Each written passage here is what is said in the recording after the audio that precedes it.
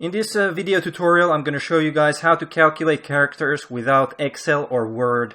You can do this pretty easily. I first went to lipsum.com to generate this random text that I'm going to calculate. So I'm just going to select all this text and then copy it to my clipboard.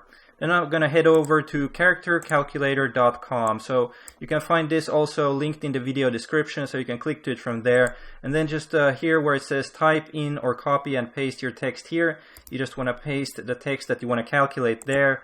And as you can see, it has 1,630 characters, and characters without spaces is 1,379. And as we already saw, it has 250 words and 35 sentences.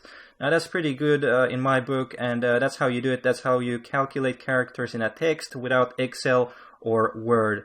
And if this tutorial was helpful, please leave a like and subscribe to my channel. It really helps me out, and I'll see you guys in the next video.